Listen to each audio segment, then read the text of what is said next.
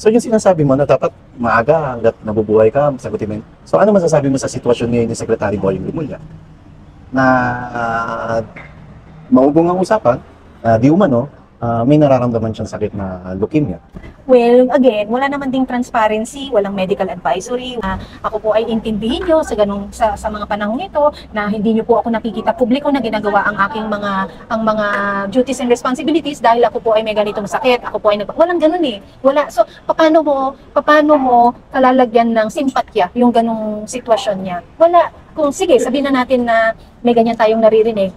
Ang sa akin is, leave it your best.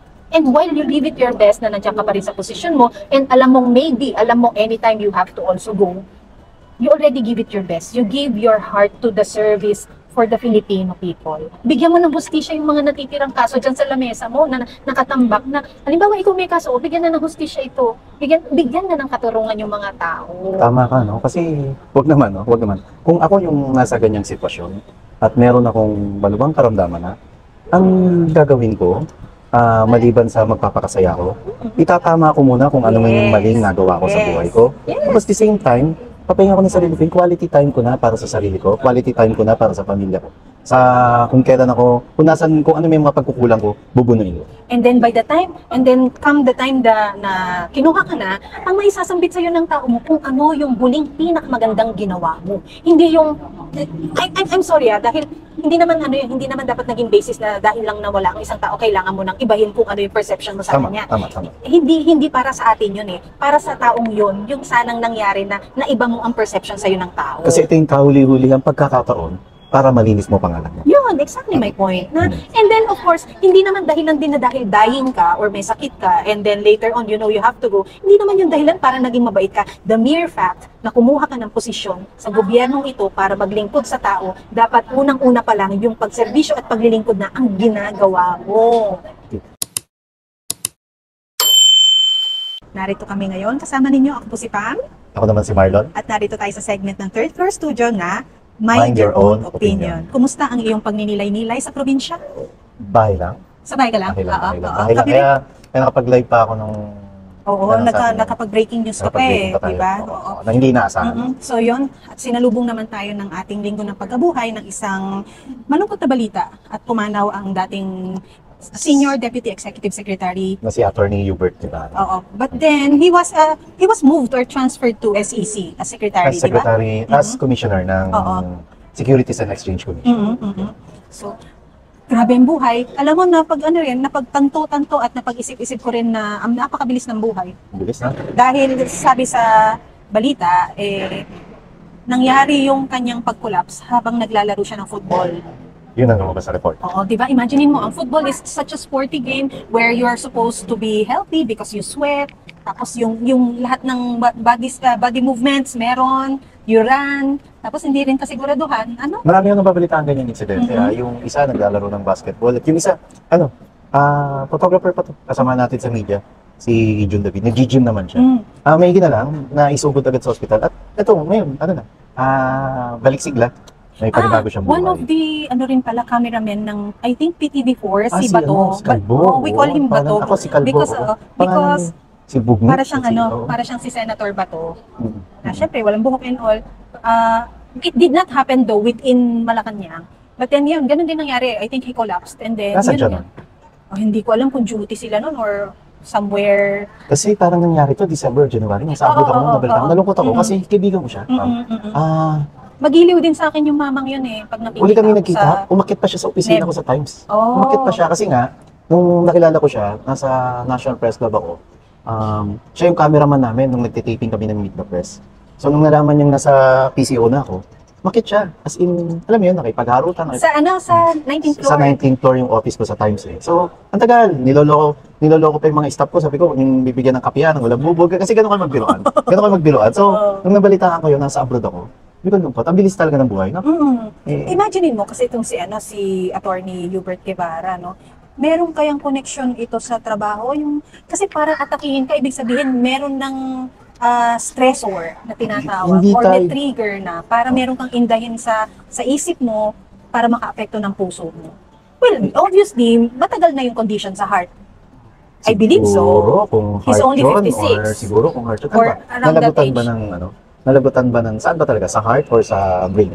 Well, what Kasi we usually, know is angioplasty. Na angioplasty. angioplasty siya. So, Oo. And then kasi let's say from the football field, tumawag ng medics yan, for sure, in ambulansya, dinala sa ospital, it's not a stroke, para sabihin heat stroke. Hindi eh. Kasi ang automatic na sagot sa kanya pagdating sa ospital is the angioplasty, process. So ginawa yon. And then from the angioplasty, naka-receive na yung, I was forwarded this message ng update nung wife. From his wife, no? Oo, na Would you know gano'n kung ang saan hospital? kondisyon. Hindi, I really do not have an idea and I don't wanna assume kung saan nga. So ganun ang nangyari na he's okay now, ganito siya, and I don't know the layman's term, pero induced yung coma niya kasi para daw pagka nagising, hindi mabigla ang sistema na mag-cause ng kung ano pang, whatever you call it, I don't know, Si medically how you Indus, term it. ginagamit siya sa mga anak, no? Yung nagsacesarean.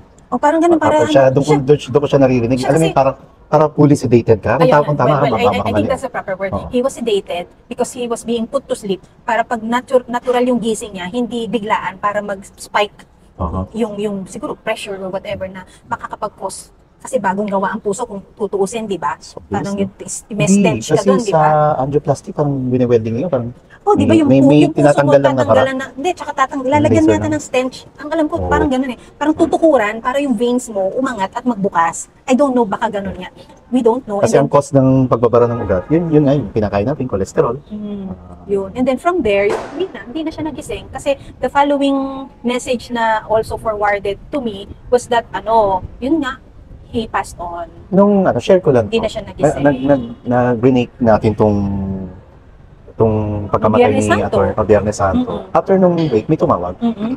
na kaibigan natin from, basta sa gobyerno. Sabi niya, Tol, check mo nga kasi baka daw na sobrang na-stress si Attorney Hubert. Nire-relay ko lang po ito, hindi ko sinasabi na ito yung totoo. Stressaan. Di umano, parang dinamdam daw ni Attorney Hubert yung pagkakalipat sa kanya sa SEC? SEC. Bakit? Isn't it a good position? And he was also former SEC Doon official. siya galing. In-announce yung minute niya tayo sa PCO noon. Sinabi niya, di ba? Yes, yun yung short encounter natin sa kanya. As a Oo. group. Ganun. Ayun, parang Bakit dinamdam. Parang mas gusto niya pa ng ibang posisyon. Anyway, yun ang chismis. Mas Hindi gusto niya ng dahil ibang puro tayo posisyon. chismis dito. Share lang natin na ang gusto ko lang establish dito, kung totoo man yun, dapat talaga pag hinandle natin yung problema, wag natin masyadong damdamin, no?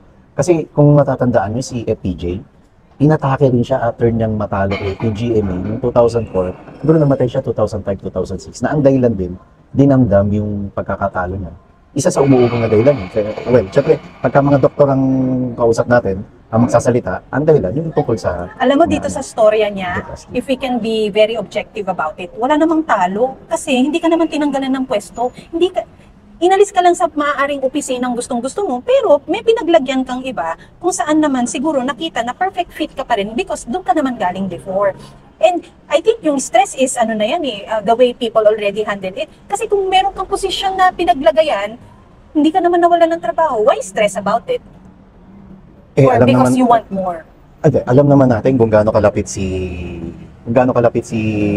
Attorney Hubert kay First Lady. Well, So, I don't know. Yun ang mga umaano na syempre dahil mas malapit ka sa kusina, dapat mas maganda Nakuha mo yung pinakuha mong dapat. posisyon. Well, Sorry. Wala tayong gustong patungkulan dito. Gusto lang natin i-share dito kung paano natin i-handle yung stress na dumarating sa buhay natin. Kung totoo man ang yung gusto ko lang din naman ikwento dito kung paano ko siya nakilala because I have my own direct encounter with him where we were face-to-face talking about supposedly transition ng PCO officials and all. So, because we already know that time, nung nag-resign na si former ES Attorney Vic Rodriguez, pumasok si now ES Bersamin and he is SDS of ES Bersamin. So, siya yung, syempre, di naman kami nakakadirekta kay ES Bersamin at may transition niya. Siya yung namin, parang direct official that and then at that time, syempre, ang PCO, under na ng OP or magiging under ng OP. Parang yung ganun na nga. So, siya yung direct contact. And I was able to have this encounter with him. Alam mo yon, kaya pwede kong ma-verify sa'yo yung sinasabi mong very close siya kay First Lady because, he introduced himself as, my name is Hubert, ganito, ganyan, and I am a First Lady man. Oo, sinabi niya. Yes. And magiging coherent dyan yung sinabi mismo ni Attorney Glenn Chong Mhm. na kasama si Attorney Hubert Guevara sa pakikipag-meeting sa Smartmatic with now DICT Secretary Ivan Ivan Uy. Uy. Baka ano yun, no? So, Additional so yun that- sa nagpaka-stress sa kanya, you think? Or because of Baka, pero confidence? alam naman talaga wala ng lahat na First Lady man siya. Oo. And niniintriga pa nga ni Madam Maharlika vlogger na ano, na Crush siya. crush siya, ano, di ba? Well, he's a good-looking man. I mean, yeah, I naman. think from a woman's perspective, I think I will see him as a very striking person because he's tall, and then you know the George Clooney type ng hair na Yung medyo, pepper hair, pepper yung hair, ganon. oo. And then he's being attorney, he's smart, Smart, oo. yes, and then he looks it and he And elegante. Elegante, Kung magbihis yung mama. siguro kung type ko siya magiging crush ko din siya. Wow. But you know, So, basti ka pa rin. well, of course. Walang yan. Mayor Baste. Naipasok mo pa yun. Mayor Baste, anyway. Hello, Mayor Baste. Auntie.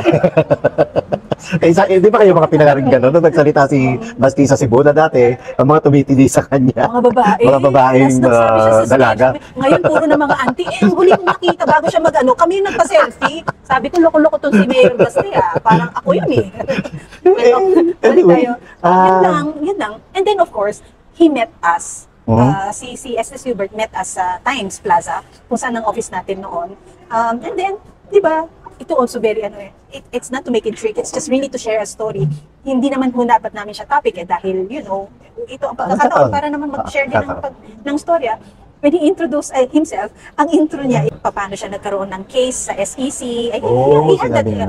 May kaso siya? Yeah. Sa SEC? Anong kaso to? But then, I think he became his own lawyer nung pinaglalaban na niya yung, I think, nasa korte na something like that. Siya yung naging lawyer sa sarili niya. Because he's a lawyer.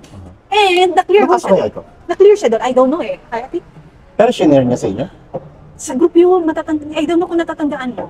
Nandun tayo dun sa group kung saan, Yung sa sinasabi diplomatic kong Exicom. lounge. Yes. Oo, baka wala pa ako noon. O Oo. baka I was parang- natawag yung mga tao ko. I was very near him eh. I'm just a person apart from him. Si Glenn, ako, and then the rest, nakaikot na tayo.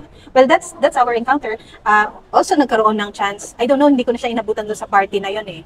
Yung sa... Umalis ka agad din. Oo, sa house Kami ni... niiwan kami nila Yusek. Sa house ni Speaker Romualdez. Sa house ba ni Speaker niya? I was told na house niya yun. Well, Kasi nung unang dating niya ron, sinisipat niya pa yung House. yung bahay, yung building, yeah, structure ng bahay. Baka mahilig siya sa ganung architecture. Siguro, or nagpapagawa rin siya ng sarili niyang property. I don't know.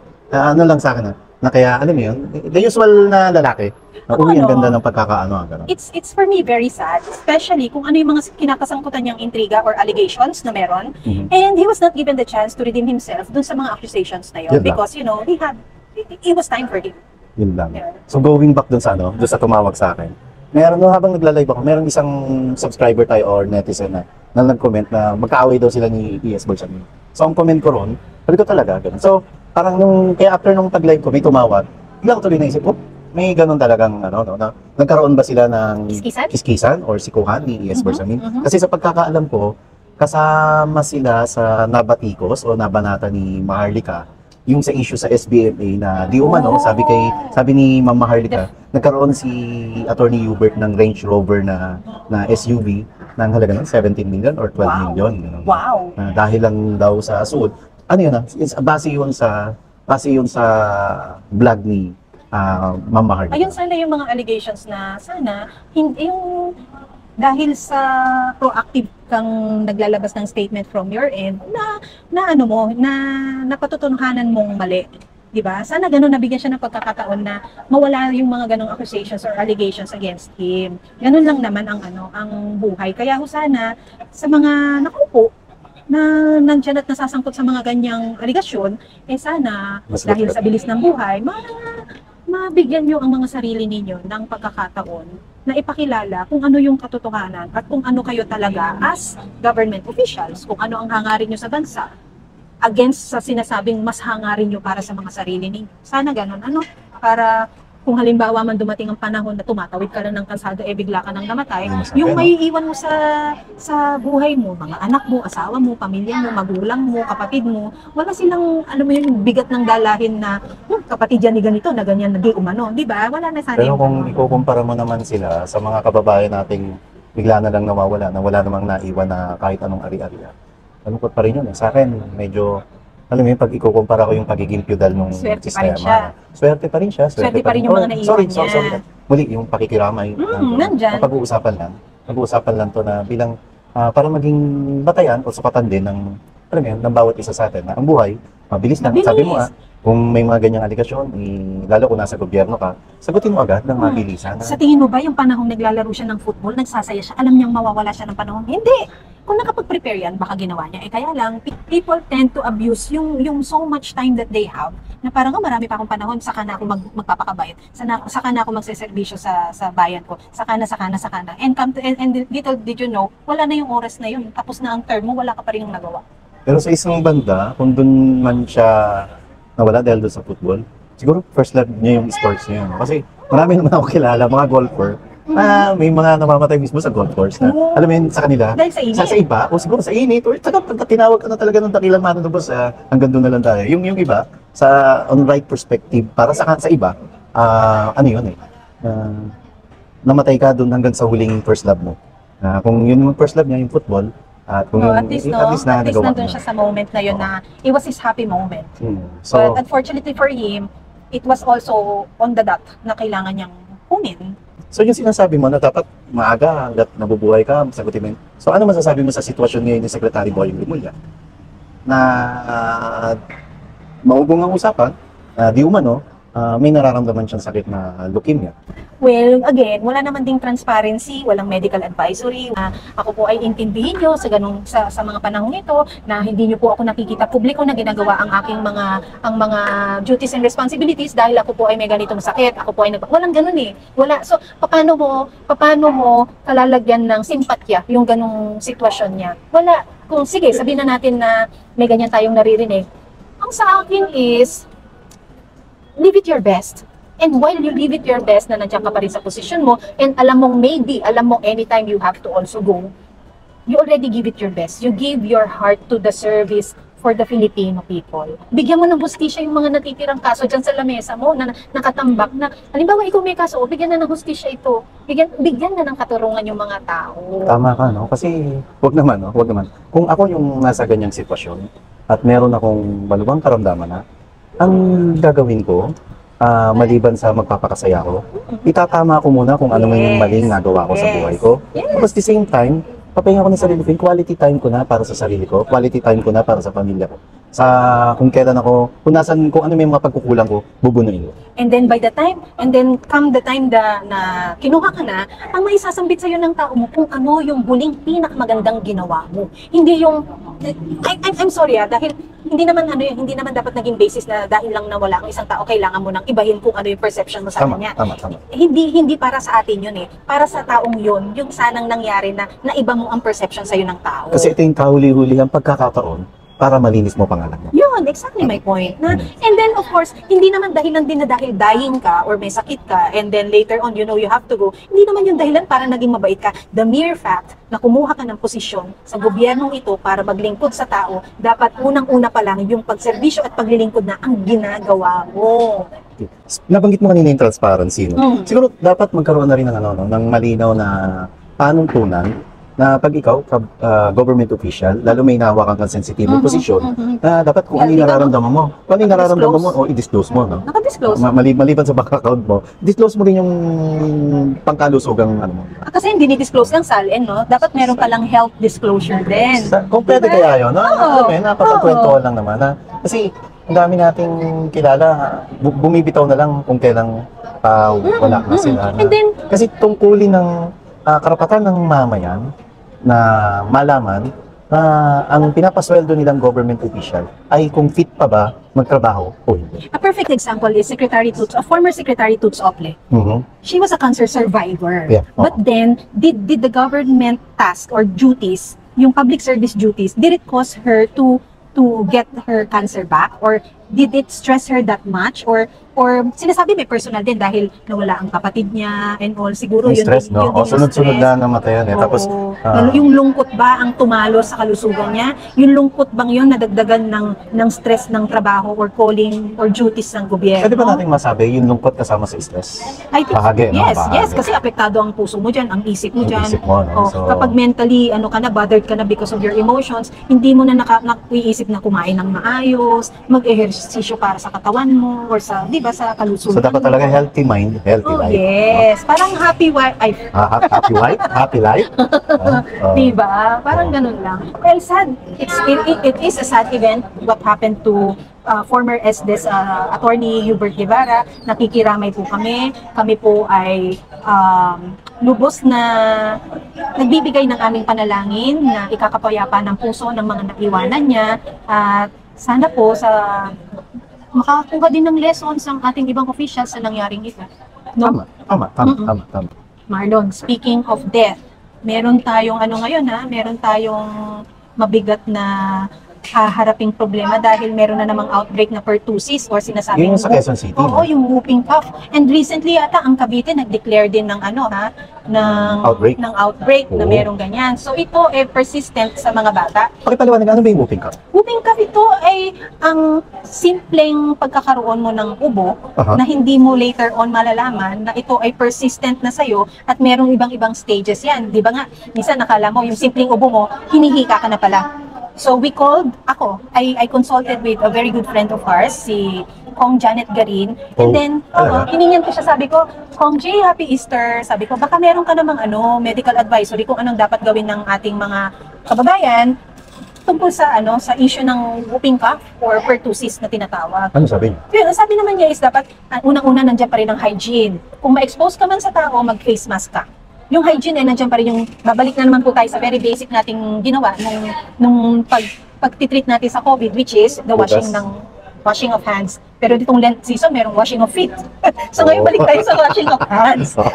Nasa misa yan, balik tayo sa washing of hands. Tapos, ito sinasabi, Alcohol. yes, alcohol, yung ganyan. Tapos ngayon, pag na-expose ka sa maraming tao, magbalik tayo sa face mask. Yung veracity ng outbreak, gano'n na ba kalala? I do not have an idea, but I heard nga na merong outbreak sa Quezon City, And meron sa meron Quezon na rin City, sa and then of course, Cavite. hindi lang, unang-una yata sa bata, ito pwedeng kumapit.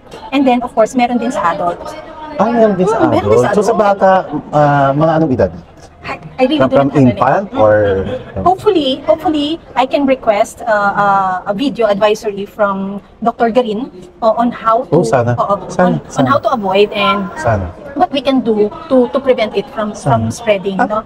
May bakuna naman para dyan, no? Meron, I think, kaya lang alam mo, lately kasi na-demonize yung bakuna na yan eh. Ito kasi parang tinatawag nila na, ano mo yung effect ng dengue siya? Na parang na-demonize yan ng dengue siya, maraming pinatay na bata, maraming ganito. Pero kung nagtuloy-tuloy, Kasi yung issue ng dengue iba yon. yung sinasabing namatay, nadagdagan ba yung bilang? Wala naman na yun. Wala naman So parang ang lumilitaw doon na politika yun. Yes, yun ang mahirap kasi doon. And then, another thing is, COVID also involved vaccination. Diba? Correct. Marami ring namatay And- sa COVID. Baka nga mas marami pang namatay sa COVID sa na maraming namatay Oo sa naman, dengue. oo naman, Diba? oo naman. So, ganun, kung Ang naging issue, kung tama yung natatandaan ko, naging issue rin kasi sa dengue hindi nagkaroon ng clinical trial. okay, Kaya, kung tama, mali ako ni Kong Janet, hindi nagkaroon ng clinical trial. Kaya yung mga ibang namamatay, doon ina-attribute na tinuturo doon dahil walang clinical trial. Tapos, syempre, yung iba naman, iba na na against sa Aquino government, that time kasi sa panahon yan nangyari. panahon ni Pinoy, Yes. pinapaypayan na, ayun, kaya nga ang tanong nga, kung gaano, ito na lang makapagsabi dyan kung gaano katotoo yung issue nung sa dengue nadagdagan ba ang bilang? Maaring natabunan dahil nagkaroon na tayo ng COVID, pandemic.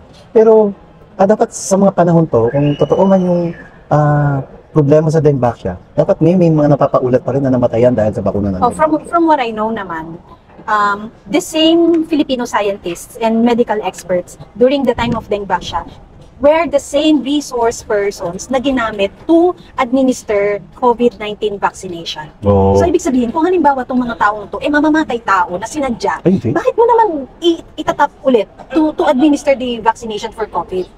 I think it's not them. it's not them. It's the politics around it, and Correct. probably also the issue ng gamot, ng vaccine mismo. I don't know eh. Maybe we should have a moment with Kong Janet Garin, na Pwede. isa rin siya sa makaupo natin, no? At napaka-controversial niya. Yes, para makapag-explain. Ma'am, wanted ka sa amin, ma'am. Kong JB ka naman. Oo. Hindi, kaibigan po natin yan, sobrang kaibigan natin yan. And lagi ko nga sinasabi sa mga hindi gusto siya or sa mga bashers niya, we will only treat her the way she also treated us. Mabait siyang tao sa atin, di ba? Parang, syempre, ibabalik mo yung bait, yung ganyan, di ba? Magalang, masayahin, makwento. Sa kumakit siya sa third floor. Oo. Pag naging guest siya, kaya siya, sagutin natin yung issue sa kanila ni Atty. Glenn Chong, no? Pwede rin, pwede. Maaari, no? We will see kung ano naman yung open sa kalooban niyang i-share. I think merong issues legally na I think some of it hindi niya pa pwedeng maitackle because of legal issues. But then of course, pangungumusta, pagpapaliwanag tungkol sa whooping cough, para magkaroon lang din ng awareness. Pero sana, no? Maging mainit yung kampanya ng Department of Health dito. Alam mo, ang tahimik ng department. Tahimik, no? Anong So, dapat maingay kasi na? ang unang nag-announce na itong whooping cup na to, ang pagkakaalam ko, si Quezon City Mayor City. Joy Belmonte, di ba? So, supposedly dapat ang nag-a-announce nito ay Department of Health. Alam mo sa Department of Health, nami-miss ko yung mga programs na kagaya ng Yossi Kadiri. Di ba yun Wala, ang no? ingay na ingay yun? Ngayon wala eh. Ano ba yung pinaka-recent about DOH? Yung controversial na pag-appoint kay Secretary Oh, Ted yun. Barbosa. Pero Kasi pagdating sa- maraming tumututol noon eh, na although, na-appoint na bigyan naman siya ng confirmation at napagtibay Ay, pero ng- meron siyang isang CA confirmation na ano nabasa. Sige Ano po. May tumulo na. Meron siyang isang confirmation na delay that resulted Na-defer. to na-defer that resulted to another schedule for Kasi the CA. napaka-controversial naman kasi talaga Oo. ni Secretary Ted Barbosa. Pero, talagang may trust and confidence ng presidente kaya na-reappoint yung yung appointment niya. Pero appointed naman na siya, di ba? Na-appoint Hindi na and siya na-confirm na. confirm na yan. Na-confirm na ng That's the CA. term, oo. Na-confirm na ng CA. And, of course, magka-brad sila ni Speaker Martin Romualdez. Oh, okay. But that's not that kind of controversy na hinahanap ko sa DOH. Yung persistence pagdating sa mga campaigns, na medical campaigns, such as yung during the time ni Dick Gordon ba yun? Yung Yossi Kadiri? Secretary Juan Clavier. Janet Secretary Clavier. Juan Clavier, yung aware ka na dapat hindi mag-Yossi because Yossi is Kadiri. Di ba? As simple as those Correct, kind of slogan. Tapos, sa DOH ngayon, wala naman ako matandaan. Tahimik, no? Lalo ngayon, hindi lang yung whooping cup yung nakaambang pangalan. Kundi ito, matinding init, bili ka ng Yes, summer, di ba? climate change, O, climate yung change. ganyan. So, sana. Speaking of climate change, diba ang sabi nila, ang justification dati sa additional sites for EDCA for climate change preparation? Bakit may armas? Bakit may tangke, Uy. Marlon? At bakit itong Holy Week or prior to the Holy Week, may mga napabalita ng mga afam na sundalo na nasa 17,000, yung tama ba yung nasa news Tama? report? 17,000 Na lumapag sa Clark? na sundalong kano ang lumapag sa Clark. Mm-mm. So, kaya naisip ko, mauso na naman yung buhay na naman ang red light district sa buhay na naman. Subic. And DOH pa rin. Syempre. Kasi hindi may iwasan na, syempre pag nag-RNR yan, Yes. President Recreation, hindi may Papasok sa iwasan mga na bar. papasok sa mga bar. Oo. And sana maging, alam mo yun? Magiging ah, active na naman ng sex workers natin. sex workers na yung aral dati ng US base, kaya napaalis sila. Dahil isa sa naging issue yung prostitution. Tapos yung mga nabubuntis na bibiktima natin mga kababaihan, na sana maging batayan yun para mapigilan kung ano man posibleng maulit yun sa pangyayari ngayon. 17,000, maring hindi lang ito yung ngayon, may mga nauna na. Yes. Pero yung nakita natin, Yes. 70,000 yung Yes. US troops ang bagong dating. So, tataas sigurado ang Marlon, HIV cases, ang na naman mabubuhay na naman yan. AIDS, ang kaso ng AIDS, at ang mga venereal disease. Alam mo Marlon, ang sinasabi nating mga uniform men na galing sa US, US pa lang yan. We have to remember aalis na naman ang ating Pangulong BBM papunta ng Amerika by April 11, I believe, para sa kanilang tripartite agreement with Japan. So it's a US-PH Japan Japan. agreement for national defense collaboration. So, pang ilang alis ito? Pang ilang alis ito? I've lost count.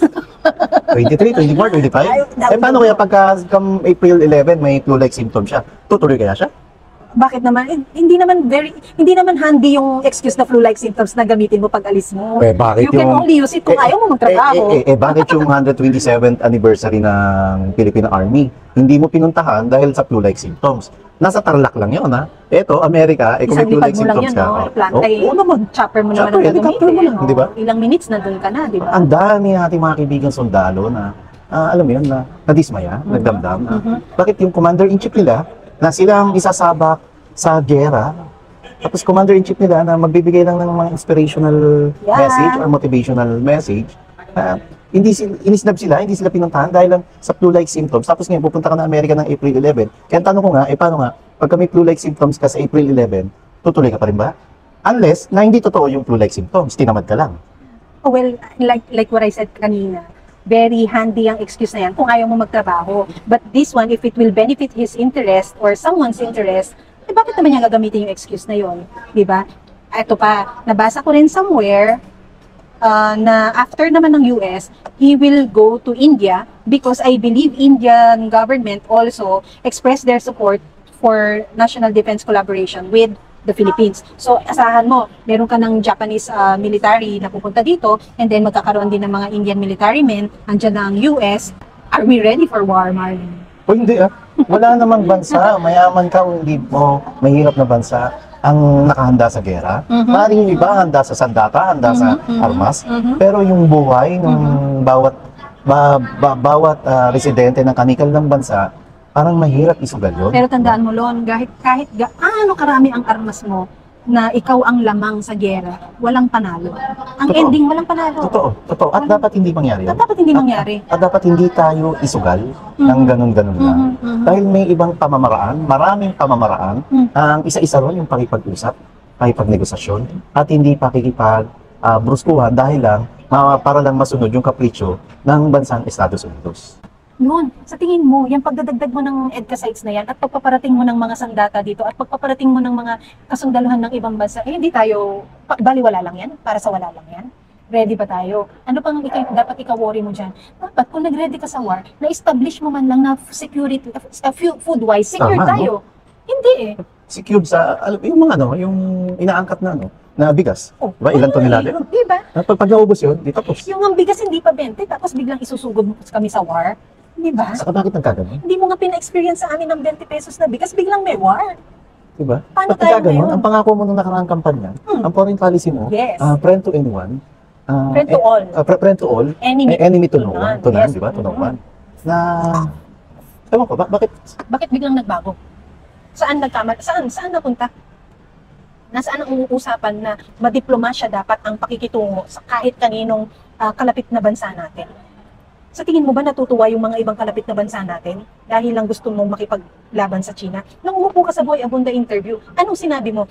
Did you say you would invite the United States to get involved and help us? No, that is the problem is between China and us. So the United States should be out. If the Americans come in, it's bound to fail because you're putting the two protagonists together, and we must understand.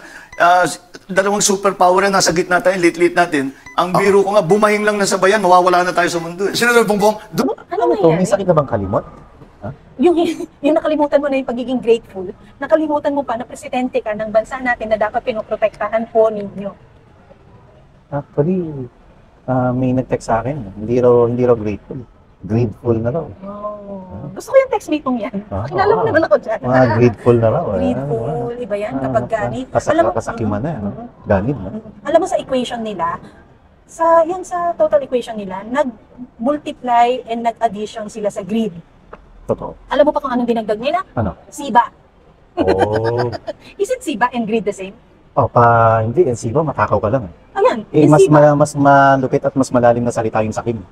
Oh, yan, Kasi pag sakim ka, kam mo lahat. Oh, dapat Wala kang kakontentohan na nun. Dapat ang substantial siba, ng kasibaan at yung kasibahan. kasakiman. Although, magka-synonym sila, kaya lang mas malalim na adjective. Tapos yung, addition and multiplication ng gratefulness. Dapat Oo, ganun yung tama. Eh kaya lang ngayon yung gratitude niya, just a pinch. Wala Parang na, no? sote. Anyway, so, paano ito tatanggapin ng taong bayan? At pag nabigla, Speaking of taong bayan, nanindigan na ang taong bayan sa kalalabas pa lang na pulse survey result wherein hindi Yan. sila approve sa Cha-cha. charter change, di ba? Yan yung Ng ano. isang tao naninindigan. Pero sana yung paninindigan na yan, pakinggan. Correct. Di ba? Isipin mo, tama ba? 6% lang ang may gusto ng cha-cha or charter change. 88% Ang ayaw. ayaw. Mm. Ang abstain ay, don't know, 4%? Well, yan yung mga nalilito pa kung ano ba talaga ang cha-cha. But then, the totality of it is, no one is interested. Only 6% is interested to, baka sila lang din yan. Baka nga mga officials din yan sa Kongreso o sa Senado. Correct. Diba? Ito, Kahach, may mga congressman na binabatikos yung Pulse Asia survey tungkol sa charter change. Oh, kapag kayong mga politiko ay naniwala na number 1 kayo sa Pulse Asia dahil kine-question ninyo ang validity nitong cha-cha survey na to, naglolokohan tayo. Pagpabor sa kanila, Pagpabor naniniwala sa inyo, sila. maniniwala Pagka kayo. hindi, Pagka malicious at saka diba? unfair, di ba? Anyway, malaking sugal to ha. Ipilit nyo. Sige, ipilit nyo yung gusto Dahil nyo sa inyo. dahil babalandra sa pagmumukha nila to. Babalandra Diba? sa pagmumukha nila to na, ayan o, scientific. May numero na 88% ng mga kababayan natin ayaw baguhin ng saligang batas, tapos ipipilit nila na sila na lang na 6%. We'll see.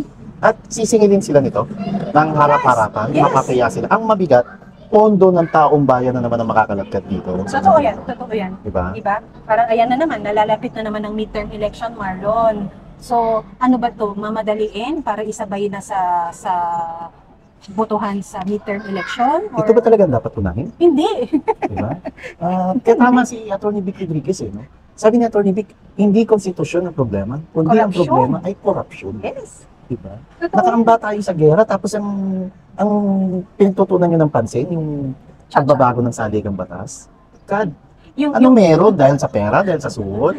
yung may gera pero sila lang ang busog. Yung may gera pero sila Yung may secure. gera kasi sakaling magkaroon ng gera, lahat sila nasa abroad. Yes. Tapos tayo, na nandito lang. Tayo, Unang-una silang aalis ng bansang ito. Kami po ay nananawagan or magtatanong lamang po na ang mga anak po ba ninyo na legal ang edad or ang inyong family member na legal ang edad, na-i-enlist nyo na po ba as a reserve person? Tama. Tama. Pagdating ng gera na para kayo rin po, kayo pong mga opisyal ng pamahalang ito, kayo po ba ay enlisted na para unang-unang sumaklolo pagdating ng gera?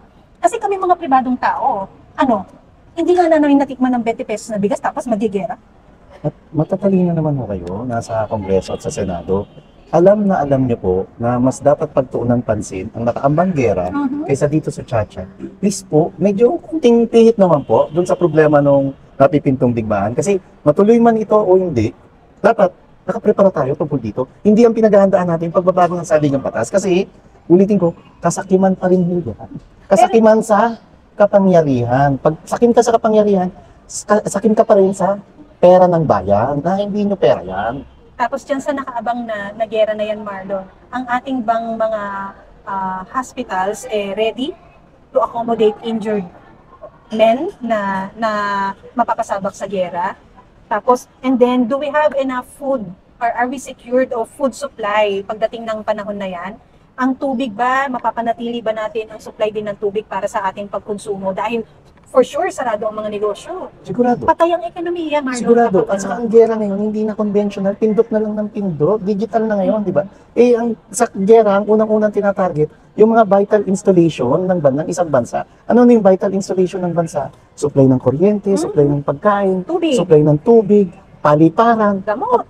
gamot. Pag yan, biglang binasag dahil lang sa pindot ng kalaban. So ano na mangyayari sa atin? Nga. So kayong mga may pera, kayong mga nasa kapangyarihan, biglang lilipad lang sa ibang bansa. Ang may iwan dito, mga kawawang kaming mga kawawa na, mga kababayan ninyo, pribado, ordinaryong tao. Diba? Ordinaryong tao na ipipilit ninyong humarap sa gera, pero kayo, kasama ng inyong mga asawa, may inyong mga anak na lipad na.